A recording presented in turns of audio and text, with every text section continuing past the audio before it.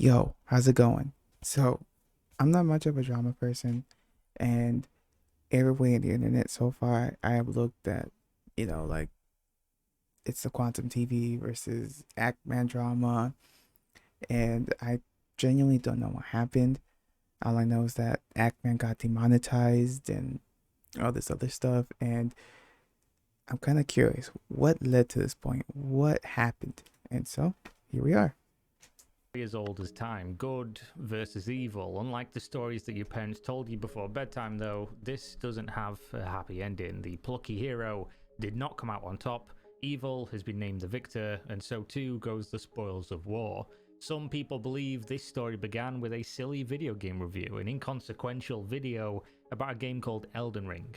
No, this goes back much further than that. So to tell Oh, you the whole okay. story, we need to go to the start. 1974, a day like most others in Damn, bro, Shizuoka, that's Japan, a way too family far. welcomed their newly born child to the world and named him Hidetaka. Growing up in what he would later describe as a tremendously poor family of two office working parents with multiple children to take care of, times were tough, and for this reason, he didn't get many books or manga to read, instead, relying on what he could borrow from the library. Due to this, he would spend more time reading books in English, which he didn't understand very well, or literature well beyond his level of young comprehension. As this was his Hmm. reality, he instead learned to use his mind to fill in the blanks, creating worlds and scenarios from what little information he could glean from the words or concepts that he understood. Hidetaka Miyazaki was a strange child by Japanese standards. He had no goals in life, he didn't know what it is he wanted to do yet, even as a teen. His parents restricted him from playing video games, so instead he played game books and tabletop games like Dungeons and Dragons, further making use of his Wow. imaginative, creative mind. After reaching the age to make decisions that would severely impact his future choices, he decided to pursue a social science degree at Keio University until he later got a job as an account manager for the US-based Oracle Corporation so that he could pay for his sister's college tuition fees. That's Being old kind. enough now to do things his parents had previously prevented, he got into video games. A friend of his recommended he play the 2001 game titled Ico, which ignited a desire he previously didn't know he possessed, a desire for video games. He decided then he wanted to become a game designer. Unfortunately for Hidetaka That's great. Miyazaki, he was now a 29-year-old man and no one would hire him. He had no relevant experience, but that didn't stop him. He kept trying, and eventually he found a studio called From Software that looked beyond these issues and hired him as a Fucking planner for a respect. game called What? Armored Core Last What? Raven in 2004. The Oh, project was respect to already this midway man. through development, but he couldn't be happier to get involved. Within a couple of years,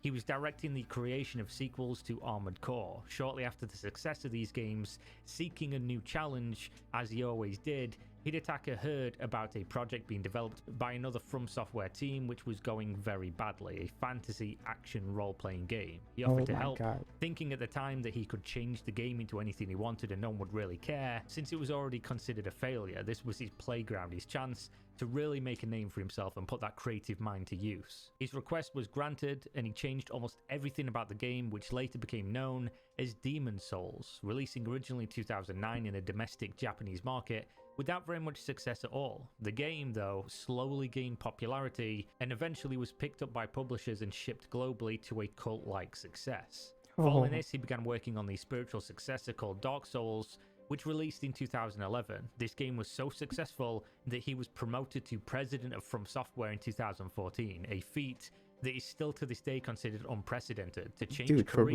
real. and become company president within 10 years. From there, Wow, the dude. rest is, as they say, history. Dark Souls 2, Dark Souls 3, Bloodborne, Sekiro, and now to present day, Elden Ring. Each game getting I always want to play Sekiro. I'm not really much of a Souls game fan, but Sekiro looked dope. Like I kind of want to play it. Demon Souls, Dark Souls, and all those. I don't know. It really didn't really interest me. Even Elden Ring doesn't really interest me. I mean, I'm down to play it, but Sekiro was the one that I was like, damn, that game looks fun. in more and more fanfare, being more and more successful each step of the way.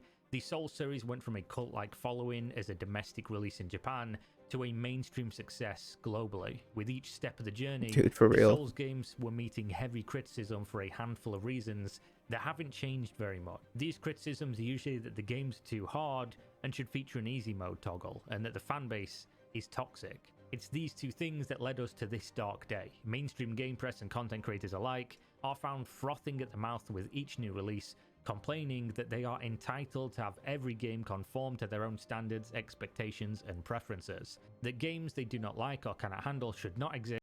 I mean, it's a challenge. That's what I see it as. It's just a challenge. And if you don't want to take the challenge, then don't take it. It's whatever. It's like you keep it pushing. Like if you look at the game and you say, "Oh man, I want to play it," it seems challenging and fun, then you're gonna have fun. But if you're looking at it as like, "Oh, I just want to have like easy winner mentality," like, it ruins it. Like it's like, what's the point then? Then if they can't play it, then nobody else should either. In the end, we come to this. We all have to blame Hidetaka Miyazaki's parents for fucking one night in 1973. They are to blame for everything that comes next. If it wasn't for the fact that that man is an absolute genius, a literal savant, a creator of games that are so amazing he has literally broken some people's brains, none of this would have happened. And so with the backstory laid out for you, naked as the date was born, this brings us to the beginning of the end. A YouTuber by the name of Quantum TV took the heavy burden upon his shoulders and released the single best review of Elden Ring you will ever see. That is, of course, until he deleted it. He spoke nothing but the truth, for he is the #1 brand in honesty. He said words that the toxic From Software fanbase were just unable to hear. Maybe they just weren't ready yet. The graphics are bad, the gameplay is bad, you should feel bad if you like this game. Games that are not for everyone are games that should not exist. He was simply speaking too much truth and needed to be stopped before people who enjoyed the game heard this critique and came to their senses, for they were truly blinded by the illusion of something called preference. I hope sarcasm translates on the internet, please. Please let sarcasm translate. At this stage, a small content Okay. creator from the United Kingdom called Mischief made a commentary-style video in which he criticised the criticism of Quantum TV. He, of course, didn't take too kindly to this and began to threaten the 17-year-old Mischief with content strikes, which could result in the loss of his budding career as a content creator. Quantum TV got a lot of very unhappy people in his comment section. He decided the only way he could stop these people being angry in his comment section and flooding his videos with negative comments due to his review was to double down and make another video. And that is exactly what he did. He claimed anyone who liked Elden Ring should do themselves just enough physical harm so that they would exit this mortal realm. And that is where So he got mad that someone criticized his review. Bro, like once it's in the internet, like you're gonna get criticized. You're gonna have to accept that part for real. Like it's gonna suck when some people like give you shit. But hey man, like you gotta just take the good with the bad. And so you double down and tell people to kill themselves. Not a good look, things my started boy. to get a little bit weird. Enter today's hero, the Actman. Actman made a video collating the various truth seers and truth tellers of Elden Ring, titling his masterwork simply The Worst Elden Ring Hot Takes. This video, as you could have guessed, featured none other than the #1 brand in honesty himself, Quantum TV. Again, he moved with swift justice to the copyright claim form and struck the video. YouTube, however, decided that this claim was lacking in merit and said, no, not this day, truth speaker. We are not ready for your truth yet. Following this, multiple content creators, including Mischief, made it their mission to uncover the secrets of Quantum TV, who mostly makes videos about televisions. In their search, they discovered a lot of very unpleasant tweets that discussed homosexuality and what he wanted to do and happen to homosexuals. I won't repeat what was said, but the screenshots are on screen right now, and they speak for themselves. Quantum TV claims these posts were all made by a hacker who gained access to every single one of his social media profiles except for YouTube, something I can't disprove, but I do think sounds a little bit far-fetched. People also found evidence that his previous YouTube channel was banned in 2018 for, you would have guessed it, hate speech, which he claims also never Anti. happened. Though the titles and topics of videos he made back then, you can see are very relevant to his current opinions, such as his belief anyone who follows certain other TV or tech YouTubers want to have anal sex with their dad after doing copious amounts of coke. Wait, what the fuck are you on? Reviews like stop the FOMO, digital trends, sorry, Satanist. The fuck? In disguise. Okay. Okay, let's keep going. Tell they are trying to brainwash the masses into their gay liberal satanic atheist agenda. 1 minute someone could be watching Stop the FOMO, and the next minute they start having anal sex with their dads, doing coke and trying to conjure demons with satanic rituals. Oh boy, did you just fucking went off the rails. Yo, dude, where did I'm lost for words with your like how does that Cocaine and performing rituals to summon Satan. how does the But connection who are we to happen? disagree, for he is the number one brand in honesty. After this, things got really heated. Videos were made back and forth. Quantum called other creators names, implying that they had an affinity for sexual misconduct with minors with zero evidence. People made videos exposing more of his antics. Other people reacted to these videos. But then, after everyone thought it was over, Quantum TV reached into his back pocket and he pulled out the ultimate trump card. I'm talking, this is Exodia times 10. Ooh. Much like an episode of Yu-Gi-Oh! Though, people were holding their breath, waiting for the antagonist to reveal the powers it held. But nobody at all could believe that such a power existed. As he yelled the words, the crowd fell silent. The unstoppable. I call your mother. Yes, the ultimate card was in play. He found Actman's real name and went to task finding his relatives before settling on his mother to call. If he couldn't beat Actman at the what does his mom got to do with anything? It's between men, two men. What does his mom got to do? I was like, oh, you know what? I'm gonna call your mom. I'm gonna tell your mom you're being mean, bro. Fuck. YouTube game, he would swap targets to those who were not involved at all, giving himself the ultimate advantage. Surprise. The Actman was of course stunned by this move, as was the world. We're gonna have to like meet up face to face, and we're gonna have to settle things. Like, I'm gonna have to fight you. Like, there's no other way to put it. Like, you called my mom. My mom has nothing to do with this weird beef. The fuck?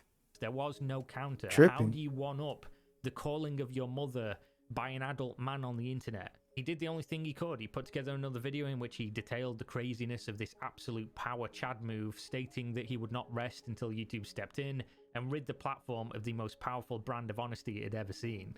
Much like Gandalf said before he left the defenders of Helm's Deep, so too did Actman say, "Look to my coming on the first light of the 5th day. At dawn, look to the east." And so we waited and we looked. Days passed by and the anticipation was almost too much, until we saw the light crest the hill. Children were pointing, confused by the sight. Adult men were crying at the splendor. It was the Actman returned to save us all. But as he traversed the rocky path of Twitter, the look on his face sent shivers down my spine. He looked defeated. You could hear a pin drop. The atmosphere could be cut with a butter knife before he spoke. "Friends, I'm sorry. I've failed you." And that was all we needed to hear. It was over. YouTube had taken in all the evidence that he was able to gather, and after a thorough investigation, had deemed Quantum TV to be innocent. After breaking that sole news on Twitter, which as a platform will never be the same, the Actman went back to the drawing board. Not content to let this stand, he constructed another video to outline exactly which rules were broken and how. There was just one problem though. He foolishly used images of Quantum TV's face with a cucumber Photoshop near the mouth. A rookie error. Nobody could have seen this one coming, because that is terribly, terribly awful sexual content. And YouTube recognized this and they deleted the video, and the powerful message that went along with it would go silent, fading into the darkness. That's what they got out of it? Oh no. He's using sexual explicit content right here. It's a cucumber. Come on.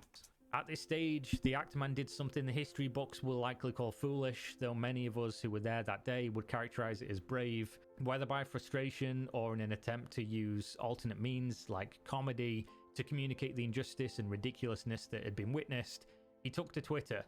A bad idea in and of itself, but he made satirical tweets about actions Quantum TV had verifiably performed, which were explicitly against the terms of service, but pretending he would do them instead. Because YouTube had seen these actions and deemed they were okay, they weren't against terms of service. And though to everybody who viewed them, the posts were clearly satire, the people at YouTube didn't take too kindly to those kinds of jokes, and thus, the actman's YouTube channel was demonetized. 7 years of work building a large following, making creative videos, brought to ruin overnight over some satirical posts.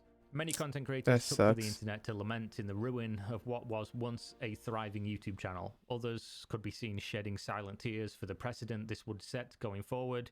Me, well, I can't say the tears were silent, but I chose to make this video and chronicle the history of this battle. In the future, some may say this drama started with an Elden Ring review that Yeah. just simply told too much truth. Me, I say it started in 1974 with the birth of Hidetaka This dude's stupid Miyazaki, for this and every move. action up until this point was destiny.